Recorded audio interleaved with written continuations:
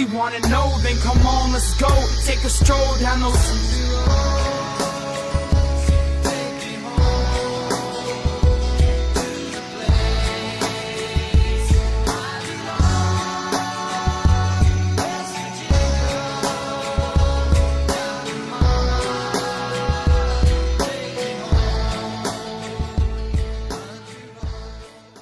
What's happening, everybody? Welcome into another edition of the Country Roads Webcast, brought to you by Trio 4 Productions. Here today to recap the West Virginia Mountaineers' fourth game of the 2018 season as they emerged victorious, defeating the Texas Tech Red Raiders 42-34 in the game in Lubbock this past Saturday to move to 4-0 overall on the season and 2-0 in Big 12 conference play. We've got a great show coming for you today. We're going to recap this game, and then later on we've got an interview coming up with Fletch, the host of the Highlight Spiel College Football podcast, covering all of college football, and we're going to get a bit of an outsider's perspective on our West Virginia Mountaineers, as well as take a look around the Big 12 as a whole, and get a little insight into this college football season thus far, as we're about close to the midway point of this season. So that's going to be a great interview, and we've got that coming up later in the show. But before we get to that, let's get into recapping this victory for the Mountaineers from this past Saturday. As previously stated, the Mountaineers did come out victorious in this one, winning at 42-34 over the then 25th ranked Texas Tech Red Raiders. So it's always good to get a conference win on the road, especially against a ranked opponent. That being said, getting into the specifics of this game now, as far as the starters for the West Virginia Mountaineers in this game, they pretty much remain the same. There were a few changes.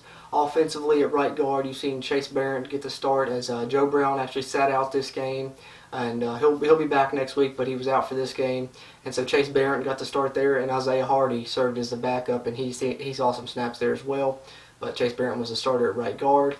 Also at running back, you've seen Kennedy McCoy make his first start of the season, and he played well. And then the Mountaineers came out in a 4-wide set to start the game, so T.J. Simmons got his first career start at West Virginia as well. So T.J. Simmons got his first start on offense, and then flipping over to the defensive side of things, we had another player get his first career start as well, and that was in the secondary where cornerback Keith Washington got his first career start there. And other than that, the starters on the defense remained the same, except for Keith Washington getting his first career start. So you had a couple of Mountaineers get their first career starts in this game, one on offense and one on defense, and that's good to see. It's more players coming along and being in a position to be able to start and make plays for the West Virginia Mountaineers, as we'll get into more as we go along. This game was a tale of two halves for the Mountaineers. As in the first half, they outscored Texas Tech 35-10, but then in the second half, Texas Tech outscored them 24-7 to make this a closer ball game than maybe it should have been or could have been. And I think that, especially in this first quarter, the Mountaineers really got off to a hot start. They put up 28 of those points in the first quarter and led 28-7 after one. And in this game, the Mountaineers' scoring plays came from a 13-yard touchdown pass from Will Greer to Gary Jennings, a 1-yard Letty Brown touchdown run, then a 45-yard touchdown pass from Will Greer to Marcus Sims, who continues his emergence as one of the big play receivers on this team and one of the better receivers around the country so far this year, actually. And then another scoring play came on a 38-yard Kennedy McCoy touchdown run. That was on a draw play, and it was a nice one in the first quarter as well. So those were the 4 touchdowns the Mountaineers got in the first quarter. And then they added one more in the first half, as it was a 14-yard touchdown pass from Will Greer to Gary Jennings. And that would actually be the only touchdowns the offense would score, would be those in the first half, as the offense actually was shut out in the second half by this Texas Tech defense. And the only other score in the game came late in the fourth quarter, and that was by the defense, as Keith Washington, who we previously mentioned, got his first career start, got an interception and ran it back for 51 yards for a touchdown to seal the game for the West Virginia Mountaineers and help them to get this victory. So definitely a tale of two halves for the Mountaineers in this one, especially offensively, as they couldn't be stopped in the first half. And then in the second half, it was almost like they couldn't get anything going, and some uncharacteristic mistakes occurred there for this offense in the second half as well. But the defense played pretty solid throughout, including coming up with that big play to seal the win at the end there. Let's talk about some of the statistics from this game, starting with the team statistics. Total yards, West Virginia outgained Texas Tech 489-463. As far as plays ran, West Virginia ran 73 to Texas Tech's 89, and that's to be expected. I think they came into the game averaging 93 plays, so they're an offense that likes to go fast and get a lot of plays off. And the defense did well, especially having to defend that many plays. They played pretty good throughout this entire game. Pass yards, West Virginia had 370 and held Texas Tech to 295. Rush yards, West Virginia managed 119 compared to Texas Tech's 168. Penalties, a little bit of a concern here for West Virginia, as again they have 12 penalties for 115 yards, and Texas Tech only got 7 for 60 yards. Turnovers did go the Mountaineers' way in this one, and they did win the turnover battle, which was good to see, as they haven't done that a lot this season. West Virginia did not turn the ball over any, and they forced Texas Tech into 3 turnovers. Time of possession I thought was going to be a big stat in this game, as Texas Tech came in one of the top 5 teams in the country in time of possession and number 1 among all Power 5 teams, and West Virginia did a good job controlling that, as they actually finished with 30 minutes and 26 seconds compared to Texas Tech's 29:34, so they outpossessed Texas Tech in this game, and that was good to see. Having gone over those team statistics, let's talk about a little bit about my takeaways from this game, both negative and positive things you can take away from this game. Let's start with some of the negative takeaways I got from this game. Mentioned this tale of 2 halves, and in that second half, for the first time this season, you kind of seen the Mountaineer offensive line struggle a little bit. Will Greer was sacked twice in that half, and as well as some false start and some holding penalties. So that's kind of uncharacteristic. You haven't seen it yet this season, and I think it was just an anomaly maybe, and they're going to use that as motivation, and you know, they got the film to review from that, and they can correct those mistakes and get back to where they've been throughout this season, keeping Will Greer upright in that pocket and doing a great job of it. And I think that you'll see them continue to do that, and it'll help them in the long run, having struggled a little bit in this second half as far as the offensive line is concerned, and they got that on film now, and they can continue to improve there. Another thing that was kind of atypical to see was you saw a lot of drops from the Mountaineer wide receivers in this game, especially there in that second half when the offense was trying to really get going and, you know, put another score on the board, and some of those drops, you know, impeded that progress and didn't allow that to happen. And I think, you know, uncharacteristically, Gary Jennings had a couple of drops back-to-back early in this game, and then late in the game you've seen David Seals have a couple, and so usually the sure-handed Mountaineer wide receivers had a couple of drops in this game, and that's definitely a negative takeaway, but I think it's an anomaly as well, and you won't see a lot of that going forward, and they'll use that as a teaching point and you know, kind of motivate themselves to not let that happen again, especially when the offense really needs a score. Then also, I briefly stated it earlier, but for the second time in the 4 games this season, West Virginia had 12 penalties, and that's something that you really can't have, and they really need to work on getting cleaned up, and I expect them to do so. Last time they had 12 penalties against Youngstown State, they came back the next game against Kansas State and only had 3 or 4, so I think that they'll focus on that and they'll cut those mistakes down. Then also mentioned the offense was held scoreless in the second half, and yeah, it's troubling to see, but you know, they did enough for the team to still get the win here in the first half, especially in that first quarter. And you know, they struggled, but also you got to think of how good this offense can be when they finally put it together for a full 4 quarters, because I don't think we've seen that yet this season, and the team is undefeated despite that. So this offense can be really special if they can keep up their efficiency for 4 quarters, and I think hopefully going forward we'll get to see that. Another takeaway that you could possibly see as a negative is that West Virginia only managed 119 rushing yards and only averaged 3.7 yards per carry. That's actually an improvement over what Texas Tech forced them to do last year, and they were really one-dimensional last year. I think last year they only had something like 44 rushing yards in this game against Texas Tech maybe, so they got up to 119 this year, but still not exactly as good as you'd like the run game to be. You'd like to see them average probably at least 4 yards a carry, and you know, you'd like to see at least probably 130 to 150 rush yards a game, but I don't see that as too big of an issue when West Virginia has the passing offense that they do. And yeah, they only ran for 119 yards, but they passed for 370, so as long as the pass offense is working and teams aren't taking that away from you, I think you're going to be all right, especially Texas Tech really keyed on the run and tried to take that away in this game, and that opened up some more things in the passing offense, especially early on in this game. Then also WVU only converted 7 of 14 on their third down attempts, 50% rate, after coming into the game at 62%. And I think a lot of that was in the second half when West Virginia kind of failed to convert a lot of third downs in that second half. So I expect that to rise and this to be an anomaly as well. And I think they'll be in that 60% range on third downs for this whole season. And they'll use this second half as a teaching point and get that third down conversion rate back up, as they came into this game ranked second in the country in third down conversion rate. And I expect them to continue that following this game. Let's talk a little bit about the positive takeaways from this game, because I'm an optimist for sure, but I definitely feel like the positives from this game outweigh the negatives, especially when you get a win and you remain undefeated on the season. So talking about these positive takeaways, West Virginia for the first time this season got off to a fast start. You know, they struggled in that second half, yes, but this is the first time this season that we've seen West Virginia come out and jump out right away and get off to a fast start. They've not done that yet this season, and they did it right away. They scored on their first drive, and they put up 28 points in the first quarter. So I think that's great to see, and I hope that they continue to do that throughout this season. Then we mentioned in the negative takeaways that the rushing game didn't have a lot of yards or high yards per carry, but despite that, they did manage to get 2 rushing touchdowns in this game, which was good because the West Virginia team as a whole had only came in with 3 rushing touchdowns total on the season coming into this game, and then they get 2 in this game, almost matching their season total up to this point. So that's good to see, and as well, you've seen the longest run of the season so far for the West Virginia Mountaineers as Kennedy McCoy broke through on that 38-yard touchdown run on that draw play. I think another positive takeaway you can look at is the defense answered a lot of questions that people had about the secondary of this team, and they performed well. The corners and the safeties both, they performed very well in this game, and they forced turnovers, which is something that they've struggled to do thus far this season. They came into this game only having forced 2 turnovers on the season, one against Youngstown State and one against Kansas State, and then in this game they forced Texas Tech into 3 turnovers, all interceptions, so that's good to see, and it was a good performance by the secondary, and that's a positive takeaway for sure. Another positive takeaway from this game is that the West Virginia defense continues their impressive play as they held the nation's #1 total offense 160 yards below their total offensive output average coming into this game. So that's impressive. And then Texas Tech was also the nation's #1 passing offense, and they held them 140 yards below their season average up to this point as well.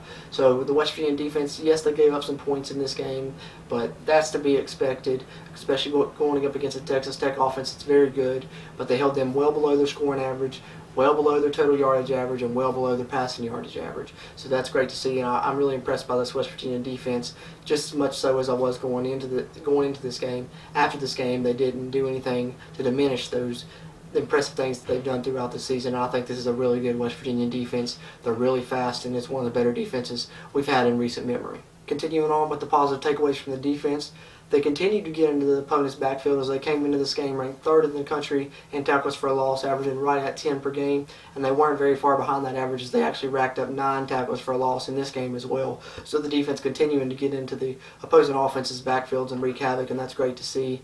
And a lot of that credit goes to the D-line and these grad transfers and the depth there on the D-line. And, of course, David Long as well, and the linebackers, Dylan Tonker is really coming on too. So I think this defense is going to continue to get tackles for a loss this season, and they're going to stay around the top of the country in that category, I believe. And then another positive takeaway, you mentioned the negative takeaways that WVU's offense was held scoreless in the second half, but it's also going to be looked at as a positive because basically WVU's offense played 1 superb quarter of play and then 3 subpar quarters and still did enough to get the win and still outgained Texas Tech in total offense, who was the nation's #1 total offense. So that's really impressive and just makes you wonder how good this offense can be when they put it together for 4 quarters, and the potential of this team is really through the roof. And the last positive takeaway I want to get to is, a lot of people have been feeling almost down about this, and I just really don't understand that. Like I said, I'm an optimist, but a win is a win is a win, especially when you beat a ranked conference opponent on the road, which this is only the 7th time in school history that West Virginia has won a ranked game, a conference game against a ranked opponent on the road. So that's really impressive right there when you look at that statistic as well. And there's an old adage I've always heard, and I like to stick by, and there's a lot of ugly wins in a championship season, and there's a lot of lucky wins in a championship season. To be a championship team, you have to have the ball bounce your way a lot. You have to have luck, and sometimes you have to win ugly. And I wouldn't say the West Virginia necessarily won ugly in this game, but they did finish this game, and they did enough to get the win. And just win, baby. That's all you got to do. Just keep winning. The Mountaineers remain undefeated, and that's the most positive takeaway that you can take away from this game, I feel like. So that's a little bit of the team statistics and positive takeaways from what the team did. Let's talk about individually in this game and look at some statistics there. Will Greer had another good game, 27 of 41, 370 yards and 3 touchdowns. Some people are kind of harping on him for that second half, but I think that he had a couple of overthrows, but for the most part he did what he was supposed to do. He was impeded by some drops there by the receivers, but still a great game. 370 yards and 3 touchdowns. You can't complain about Will Greer in this one, and he did everything he was supposed to do and continues to impress me, and I think the rest of the country as well. Rushing-wise, Kennedy McCoy mentioned he had a long touchdown run, and he arguably had his best game of the season as well, and it came when his first start of this season as he had 11 carries for 77 yards and a touchdown. Martell Pettaway saw action too and had some good runs and averaged over 5 yards a carry himself, as he had 6 carries for 31 yards. And then Letty Brown, we mentioned, had the one touchdown, which was his second touchdown of this season, second touchdown of his career. But also, I think it was maybe his lowest rushing total of this season, I do believe, as he had 9 carries for only 18 yards. So hopefully he improves off of that, but the touchdown's good to see, and hopefully he can continue to get it in the end zone more near that goal line, as West Virginia used him to punch it in from 1 yard out, and he's a powerful guy, and you may see that more going through this season. Receiving-wise, Marcus Sims continued his streak of great games as he had 9 catches for 138 yards and a touchdown. Gary Jennings had 7 catches for 70 yards and 2 touchdowns again. So the second multiple touchdown game of the season, which is also the second multiple touchdown game of his career. And he's getting into the end zone a lot more this season, which I think we all love to see from Gary. TJ Simmons had a couple big plays, 2 catches for 61 yards. He continues to progress in this offense and become more of a weapon as well. And I like what I'm seeing from TJ. I think he's only going to get better as the season goes along. David Seals, 4 catches, 48 yards, and we did throw some passes at the tight end in this one, and Javon Wesco had a really impressive play where he dragged some guys after the catch as well, and he finished with 2 catches for 33 yards. So looking at those statistics, I'd have to say my player of the game on offense in this one, Will Greer, you can always go with him. Gary Jennings had the 2 touchdowns. Kennedy McCoy had a great game. But my player of the game offensively, for the second week in a row here on the show, is Marcus Sims. I mentioned he had 9 catches. 7 of those came in the first quarter, actually. And for the 3rd straight game, he has upped his receiving yardage career high. He set a career high in Youngstown State, set a new career high in Kansas State, and now set a new career high for the 3rd straight game here against Texas Tech. So really impressive performance by Marcus Sims in this game and throughout the season so far, as he continues to lead the Mountaineers in receiving this season, both yardage total-wise and yardage per game-wise. And the 9 catches also tied his career high yet again. So Marcus just continues to get better and better, and I think he's one of the better receivers on this team, and you've got 3 really good ones with him, Jennings and Seals. Some stats for the defense. David Long does what David Long does and had another very impressive game as he had 15 tackles and 3 tackles for a loss. Kenny Robinson really came on in this game as well. We saw last year that he can be a playmaker and cause a lot of havoc and rack up interceptions. And this game he had his first career multi-interception game as he ended up with 2 interceptions in this game to go along with his 9 tackles. So impressive performance there by Kenny Robinson. Dylan Tonkery continued his breakout that he started last game as he had 7 tackles in this game, 2 tackles for a loss and 1 sack. So Dylan Tonkery continues to come along and progress and do a really good job at that middle linebacker spot. And I like what I'm seeing from Dylan Tonkery, and he's just getting better as the season goes along. Keith Washington, mentioned him. He made his first career start, and he performed great. 7 tackles and the 1 interception. Then Josh Norwood had 6 tackles and a tackle for a loss, playing at the other corner and getting the start there.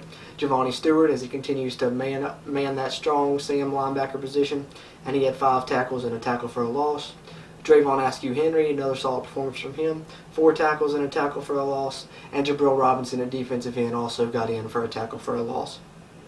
So going over those stats, my player of the game for defense, David Long is always a candidate. He's always there. I think he's had double-digit tackles in basically every game this season. And then Kenny Robinson was another candidate for it, as he had his first career multi-interception game and really played well, adding that with 9 tackles. But for me, I think you got to give it to Keith Washington, and that's my player of the game on defense in this one. I mentioned he made his first career start in this one, and he really was impressive, I think. Not only did he have the interception to seal the game at the end, but he almost had one early in this game, and pretty much every play that they threw towards the man that he was guarding, he was step for step with him. Even late in the game, the Texas Tech receiver made a catch that got them down near the goal line on a long pass play, but Keith Washington nearly intercepted that ball, had it in his hands and tipped it, and then the receiver for Texas Tech just made an acrobatic catch. So I really liked what I saw from Keith Washington coverage-wise, and I think he, in my opinion, should continue to start at that corner spot. To me, he's been the most impressive thus far this year, him and Josh Norwood, and Keith Washington looks like our best cover corner up to this point to me, and he's my player of the game on defense in this one. Now it's time for us to select our play of the game in this one. And our play of the game, I mentioned it earlier, the play that Keith Washington made to seal this win for the West Virginia Mountaineers. Play action. Duffy with time. Intercepted! Keith Washington is going to run it all the way back! So really great play there when the defense needed it most. Texas Tech was driving near midfield, and he stepped in front of the receiver, caught the ball, made the quarterback miss, ran it all the way back, 51 yards for a touchdown, and that really sealed the win for the Mountaineers. Texas Tech would go on to score it again, with very little time left, I think about 30 seconds, but after that interception, you pretty much knew this was over, and the defense did everything they needed to in this game, and Keith Washington performed outstandingly and really sealed the win in this one with that 51-yard interception return for a touchdown, and he gets our play of the game in this one for that play. All right, so that puts a bow on our recap of this Game 4 victory for the West Virginia Mountaineers. Now I want to get to our interview with Fletch, the host of the college football podcast, The Highlight Spiel, and we're going to talk a little bit and get an outsider's perspective on this West Virginia Mountaineers team, and also talk about the Big 12 as a whole and get a look around college football as a whole as well as we're near the midpoint of this college football season. So great interview coming up. Stay tuned to the Country Roads Webcast.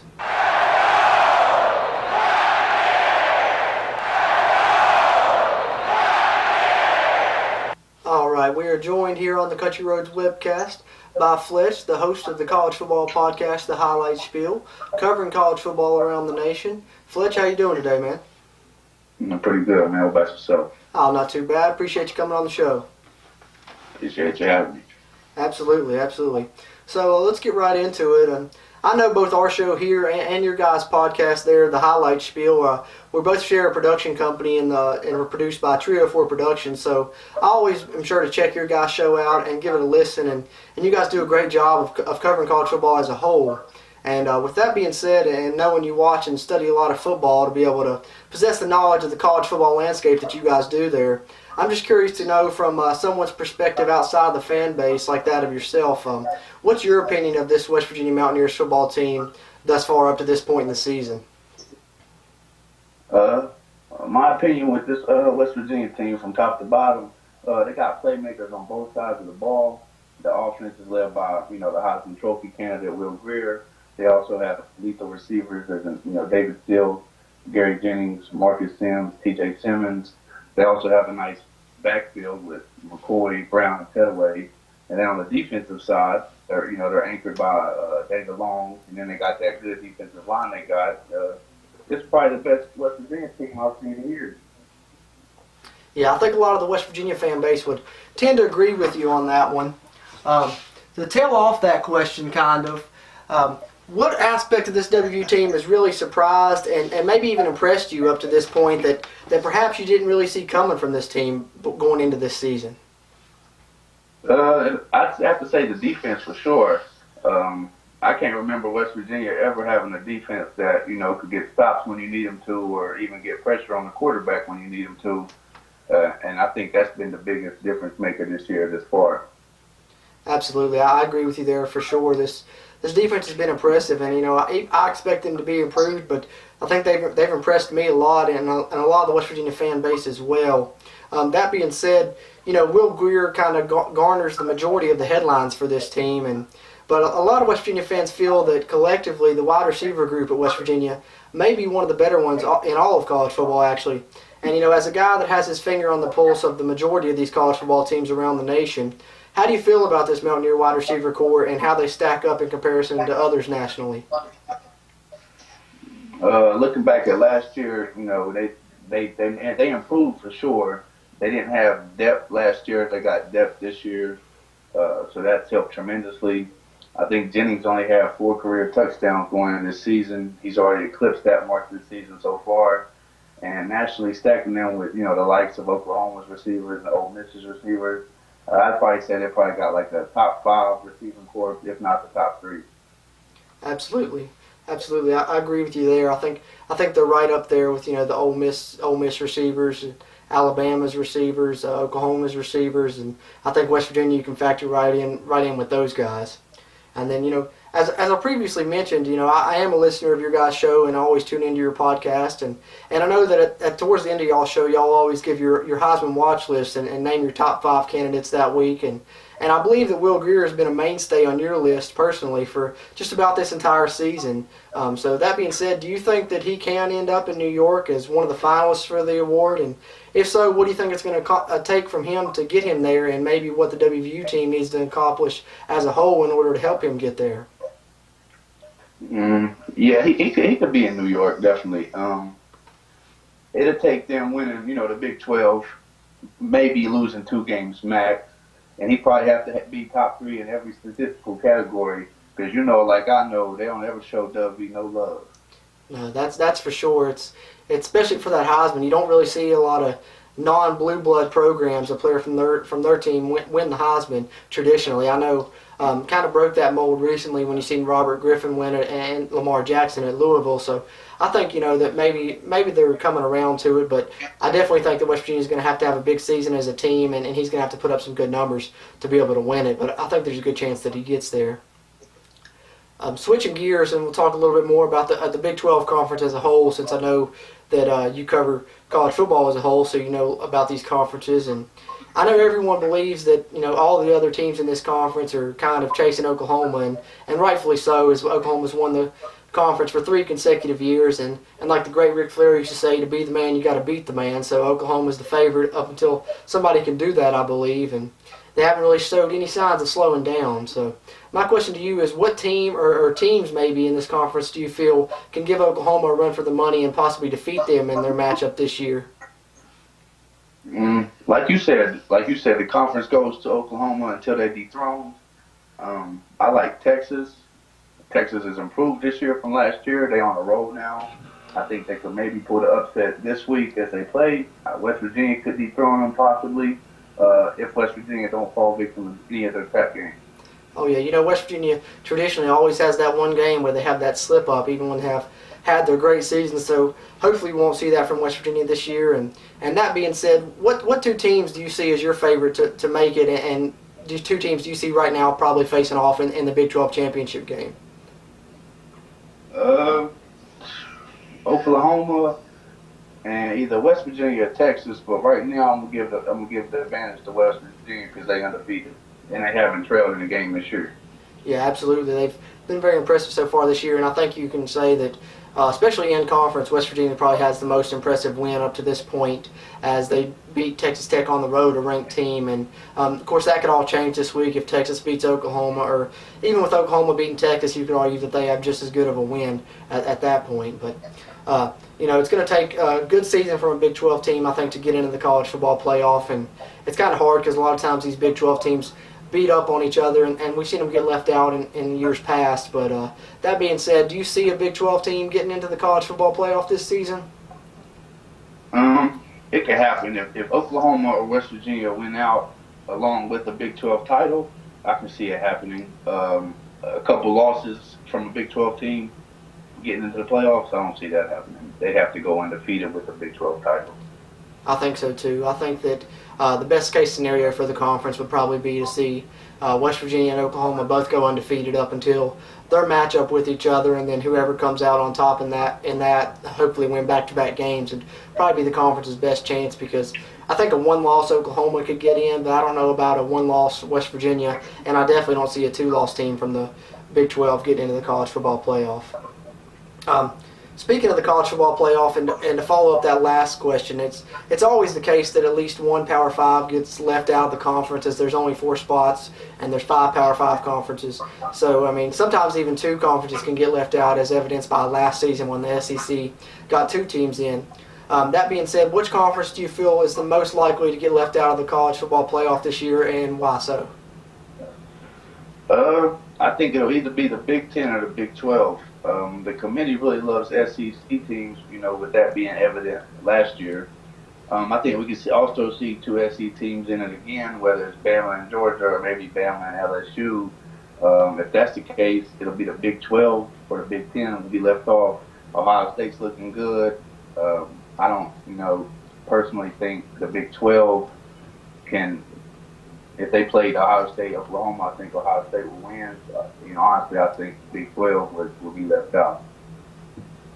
Yeah, I could definitely see the Big 12 being left out, especially where they play the round robin format and every team has to face every team. It's kind of a case sometimes where the teams beat up on each other and that ends up leaving them out to dry, as we've seen in the past. But having said that, a lot of college football fans feel that it's time to expand this playoff to possibly 6 or even 8 teams, which I tend to agree with, and I really prefer it, because I just think if you win your conference championship in a Power 5 conference, you should definitely get into that playoff, and that would make that a possibility, as well as getting in some other at-large teams. So just for the fun of it, in a completely hypothetical scenario here, let's say there's an 8-team playoff this year.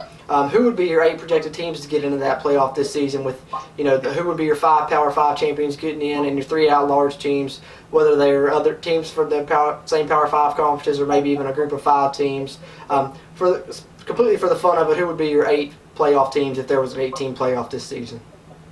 The 5 I would have is the Power Conference champions getting in. It would be Bama. They go on 1 from the SEC. I have Clemson as the ACC champ going 2, Ohio State 3 from the Big Ten, Oklahoma from the Big 12 going 4, and then I'm gonna have another SEC team, Georgia, coming in at 5.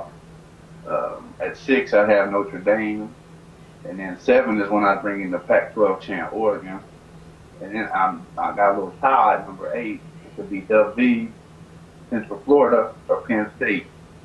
I feel like one of them 3 would be pushing in to be, the last team. I'd probably have to give it to either West Virginia or Central Florida, though, because they're undefeated. Penn State having a big loss with Ohio State this past week. Absolutely. I like what you mentioned there with Central Florida, and I think that having the playoffs expand to the 6 or 8 teams, preferably 8, would be the best case scenario for one of these group of 5 teams like Central Florida to finally get a chance and get into this college football playoff. And I think a lot of college football fans would love to see that playoff expanded. And speaking of teams that have had success around the nation so far this year, there's a lot of teams that maybe have outperformed their projected expectations this season and are looking good and being coached up really well. And with that being said, up to this point in the season, which coaches are your top candidates to maybe take home Coach of the Year at the end of this season? I got a couple of them actually. Lincoln Riley from Oklahoma. I don't think anyone thought they looked this good. A year removed from having Baker Mayfield, and they lost their starting running back this year, and it's still like they haven't missed a beat having Kyler Murray back there, as quarterback. And also LSU's coach, Ed Orgeron. He's got the LSU Tigers looking like they might be back. I'm pretty sure they're in the top 10. They could be, leaders of the SEC. They might dethrone Alabama. Yeah, absolutely. They definitely have an opportunity, and I think that's impressive because a lot of people were kind of calling for Coach O to be on the hot seat but going into this season, and he's really impressed with a few big wins there, and I think that LSU team has a lot of capability. I think getting that quarterback Joe Burrow, the transfer from Ohio State's really done wonders for them and took that offense to another level. And then, I know you mentioned Lincoln Riley, and I definitely would agree with you there. I heard somebody pose a question a while back asking if somebody would rather have Will Grier or Kyler Murray, and the answer that the person gave was either one, as long as you've got Lincoln Riley calling the plays, because he's an offensive genius, and I tend to agree with that. I think Lincoln Riley's really special when he's young. He's going to go on to be an absolutely excellent coach, I think. And so I can agree with either one of those picks for Coach of the Year there. Getting back to West Virginia a little bit now, I know on your guys' podcast you do game picks, but it's only for the 7 games every week that you guys choose as your games of the week, and I don't think I'm reaching too much by saying West Virginia Kansas probably isn't going to be one of those games of the week. So while I got you here on the show, from the outside looking in, what are your thoughts on this upcoming game for the Mountaineers as they get ready to take on the Kansas Jayhawks, and maybe what's your prediction on how the game ends up going? Honestly, the Mountaineers are definitely going to blow out Kansas. I'm seeing the backups maybe getting in midway through the third, getting some time. I feel like the West Virginia is going to win 45-14. It's not going to be close. It might be 7-3, 7-7. Other than that, it ain't going to be close at all. Yeah, I agree with you there. I think that this is a good opportunity for West Virginia hone their skills a little bit and improve and correct some mistakes that they've had at this point in the season, and hopefully put together a full 4-quarter game and maybe get their back up some action late and stuff. And, of course, we got our preview coming on the show later this week, and I'll get more into that. But I definitely agree that West Virginia is a game they should win handily. Hopefully this ain't one of them trap games we was talking about. Yeah, you never know with West Virginia. They've had a tendency in the past to play up to competition, but also to play down to competition every now and then. And you know, West Virginia is one of the teams that Kansas has beaten, although it was in that dreadful 2013 season for the Mountaineers where they went 4-8. But I think that this West Virginia team is special, and they've got a good chemistry, and they're very mature. So I think that this may be the year that you don't see one of those slip-up games from West Virginia, and they win all the games that they're supposed to win. Yeah, I feel like that same thing.